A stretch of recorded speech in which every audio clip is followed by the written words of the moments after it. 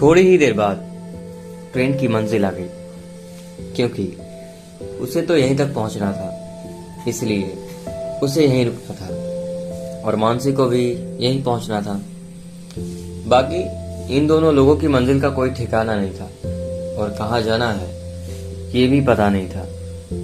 लेकिन अब उनकी मजबूरी थी, क्योंकि इससे आगे ट्रेन जा ही नहीं सकती थी। इसलिए मानसी के साथ साथ वे दोनों भी स्टेशन पर उतरे। उन दोनों के चेहरे पर मायूसी पसरी हुई थी, जिसे मानसी ताड़ रही थी। नकुल ने अपना बैग लिया और मानसी के पास आकर बोला, आंटी जी, आपका बहुत बहुत धन्यवाद। अब मैं जा रहा हूँ, आपको मैं कभी नहीं भूलूंगा। अभी तक तो मैं ये समझता था कि दुनिया बहुत खराब लोगों से भरी हुई है और इस दुनिया में कोई अपना नहीं है, चाहे वो सगा बाप ही क्यों ना हो। लेकिन आपको देखकर अब मुझे समझ में आया कि दुनिया में अच्छे लोग ज्यादा हैं। अगर कभी मौका मिला तो आपसे दोबारा जरूर मिलूंगा। आप अपना फोन नंबर मुझे दे दीजिए। मानसी उदास हो गई थी।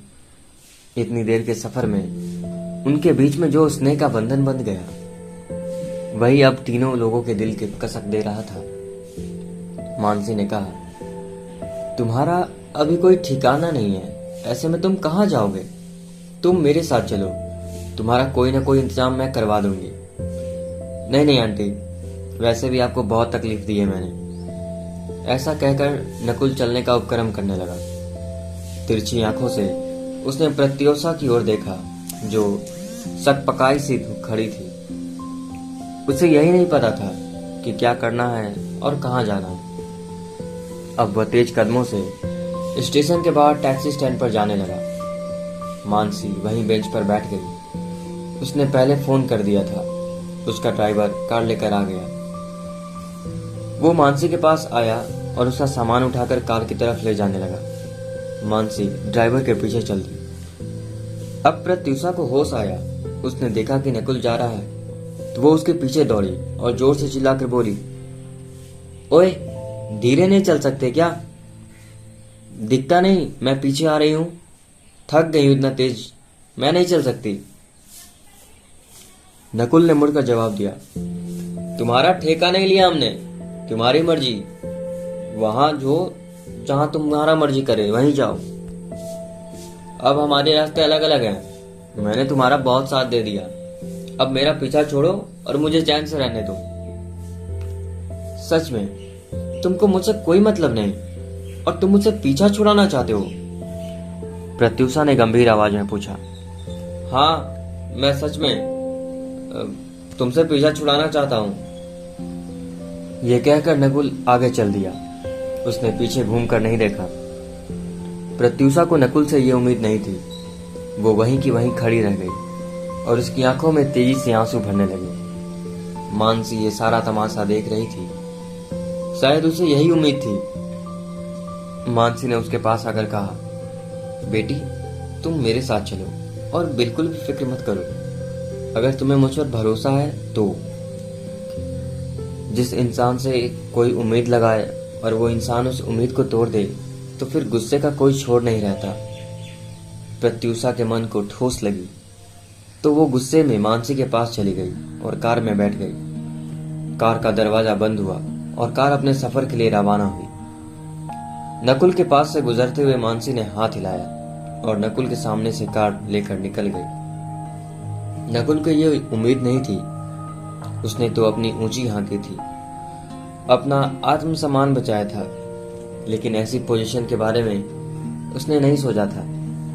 उसने अपने मन में सोचा था कि जब वो मानसी के साथ जाने के लिए तो मानसी उसको मनाएगी, लेकिन मानसी ने ऐसा नहीं किया। अब उसको अपने ऊपर ही गुस्सा आ रहा था कि उसने नखरे क्यों दिखाए, चुपचाप मानसी की बात क्यों नहीं मान ली।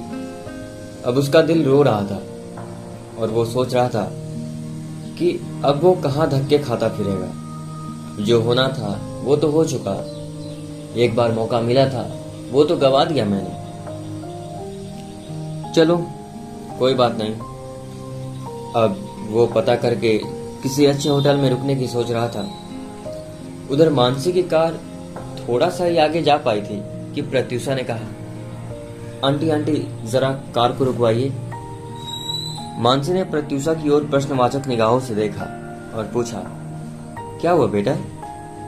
कुछ नहीं, आप अभी तुरंत गाड़ी रुकवाइए।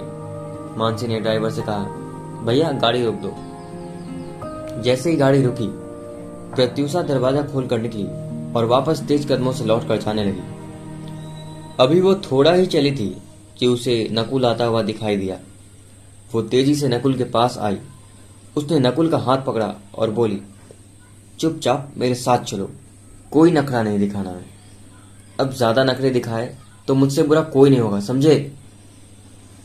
अचानक से प्रत्युषा को ऐसा करते हुए देखकर नकुल हड़बड़ा गया। आसपास सड़क पर लोग चल रहे थे। कहीं वे लोग मुड़कर देखने लगे, इसलिए वो चुपचाप प्रत्युषा के साथ चला गया। चलो बैठो, आदेश भरे स्वर में प्रत्युषा ने कहा, और नकुल किसी बिल्कुल आज्ञाकारी बच्चे की तरह चुपचाप पिछली सीट पर बैठ गया। प्रत्युषा भी उसी के साथ बैठ गई। ये नाटक देखकर मानसी मुस्कुराने लगी। शायद इस बात की भी उसे उम्मीद थी।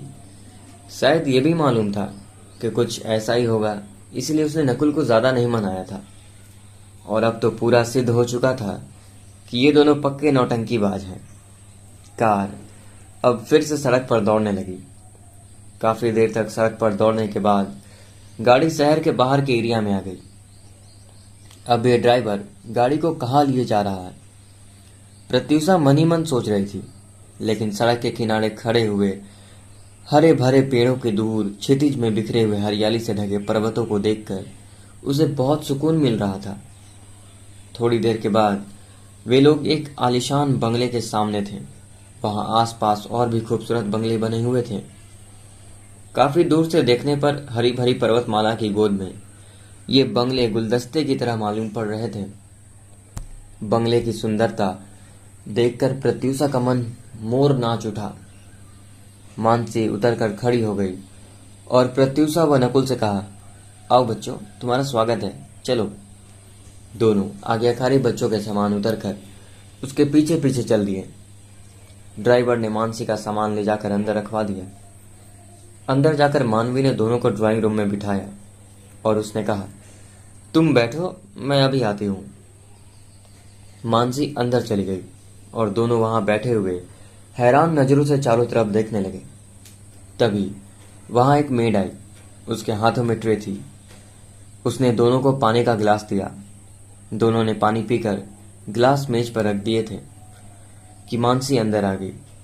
उसने कहा, चलो उठो, तुम दोनों लोग जाकर फ्रेश हो जाओ, नहा लो, उसके बाद आकर कुछ नाश्ता कर लेना। फिर उसने मेड से कहा, श्यामा, इन दोनों को ले जाकर वॉशरूम दिखा दो। जी मैम, उसने प्रत्युषा से कहा। पहले आप चलिए। नकुल को वहीं रुकने का इशारा करके मानसी भी मेड और प्रत्युषा के साथ चले गए। वहां जाकर प्रत्युषा को बाथरूम के सामने पहुंचाकर मेड मानसी के साथ चली आई। प्रत्युषा बड़े चक्कर में फंसी हुई थी। वो सोच रही थी कि मेरे पास तो कपड़े भी नहीं हैं, मैं चेंज क्या करूंगी, खाली हाथ मुंह धो लेती हूँ बस। तभी थोड़ी देर में मानसी वापस आई। उसके हाथों में कपड़े थे। कपड़े लाकर उसने हैंगर पर लटका दिए और बोली, ये गहने उतार कर पर्स में रख लो और फटाफट नहाकर ड्राइंग रूम में आओ, मैं चलती हूँ। कोई भी चीज की जरूरत हो तो मेड को बुला लेना। प्रत्युषा ने वॉशरूम का दरवाजा बंद कर लिया। उसने एक एक करके सारे गहने अपने शरीर से उतार कर पर्स में रख दिए। उसके बाद वो नहाने लगी। नहाने के बाद उसने अपने बालों को तौलिए से लपेटा और कपड़े चेंज किए। ये कपड़े बहुत ही सुटेबल थे, जो बिल्कुल उसी की नाप के थे। कमाल की बात है मैम, मैम के पास मेरी नाप के कपड़े कहाँ से आ गए? ये सोचते हुए वो वापस ड्राइंग रूम में आई। थोड़ी देर बाद मानसी और नकुल भी नहाकर ड्राइंग रूम में आ गए। मानसी ने नाश्ता लगवा लिया।